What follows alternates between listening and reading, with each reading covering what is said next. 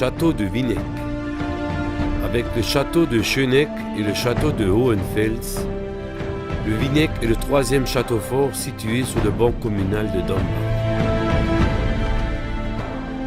Il aurait été édifié aux environs de 1300 et résista aux invasions suédoises avant de succomber aux guerres de Louis XIV.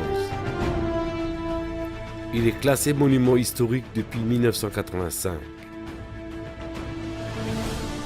Fondé à la fin du XIIIe siècle ou au début du XIVe siècle, le château de Winneck a d'abord été la propriété des seigneurs de Winstein. Moins robuste que le Schöneck, il aura plutôt un rôle d'observatoire et de soutien au profit de ce dernier. Il passa ensuite dans le fief des Lichtenberg puis des Durkheim. Ce sont les troupes de Louis XIV qui finirent par le démanteler lors de leur passage de la région vers 1680. De nos jours, il en reste le donjon polygonal installé sur une partie rocheuse, son enceinte en pierre bosselée, ainsi que quelques chambres creusées directement dans la roche de grès, à la manière semi-troglodytique.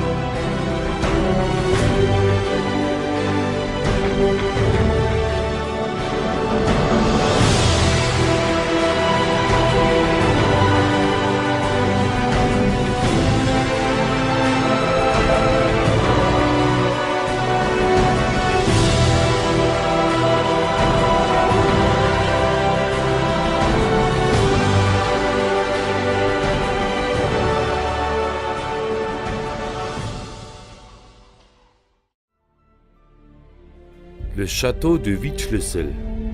Les vestiges du château du Wittschlössl sont situés sur le banc de la commune de Dombach, dans le canton de Niederbronn-les-Bains, à proximité du sentier qui mène à Obersteinbach, à Niederbronn-les-Bains, dans le parc naturel régional des Vosges du Nord. On ne connaît pas grand-chose du petit fortin médiéval du Wittschlössl, si ce n'est qu'il a été propriété des comtes du Hanau-Lichtenberg, les héritiers de Lichtenberg. L'endroit sert aujourd'hui de repère pour le randonneur ou de halte accueillante pour le promeneur, qui aime s'attarder au sommet du Wittberg, à 444 mètres d'altitude. On a affaire ici à un poste d'observation des châteaux voisins, voire de surveillance des voies de passage en direction de la Lorraine et du Palatinat. Les vestiges sont un mur d'enceinte et des fondations sur une petite barre rocheuse qui sont très rares au Wittschlössl.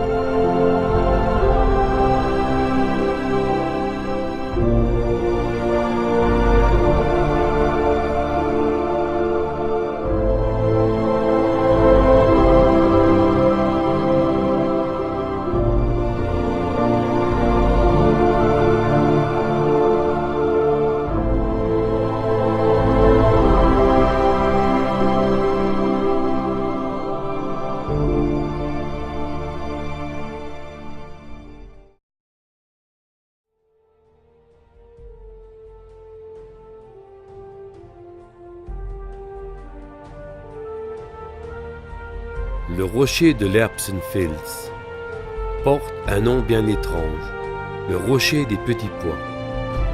Je n'en ai pas vu lors de ma visite, mais j'ai été impressionné par l'équilibre fragile de la partie orientale du rocher. Il semble qu'un simple coup de vent pourrait le faire basculer. Le site est fragile et sert de lieu de nidification aux faucons pèlerins. Faites-vous donc discret lors de votre visite.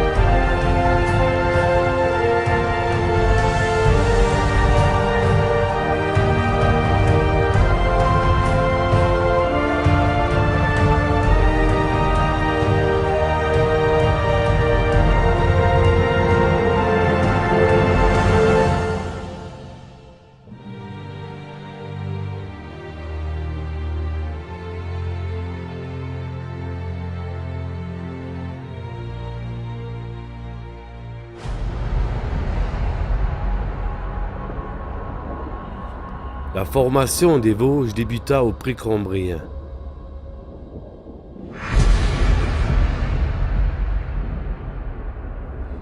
avant 540 millions d'années,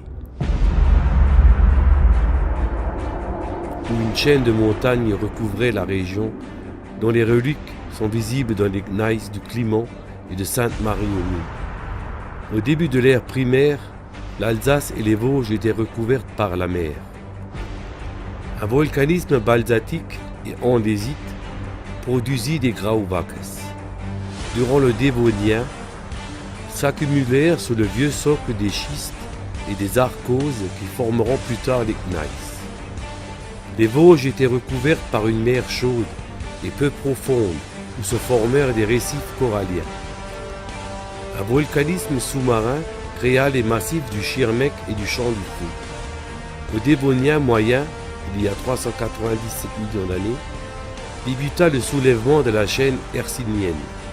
L'instabilité tectonique de Carbonifère supérieur a créé une importante sédimentation de la région et un important volcanisme.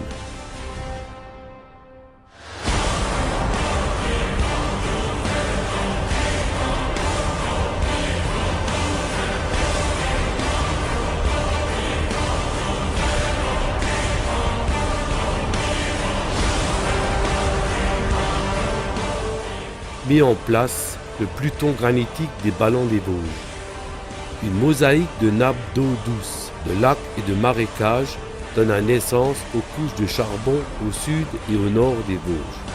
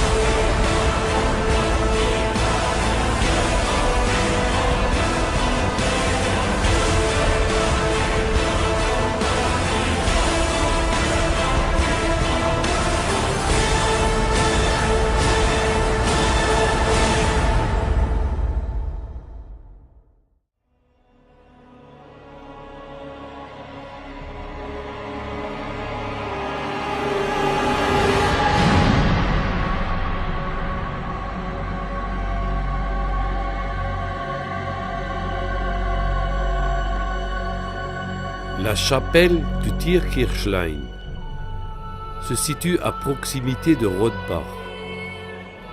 Liée au prieuré du Seelof, est au Moyen Âge le centre d'un pèlerinage très fréquenté par les fidèles de la région, venus y obtenir l'intercession divine pour que la maladie épargne leurs animaux.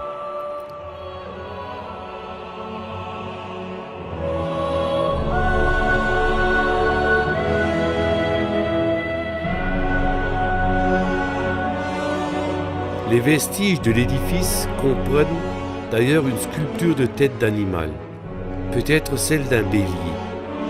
Après l'introduction à Rothbach de la Réforme de la seconde moitié du XVIe siècle, la fréquentation du sanctuaire diminue, le pèlerinage se perpétuant de façon irrégulière jusqu'au milieu du XIXe siècle.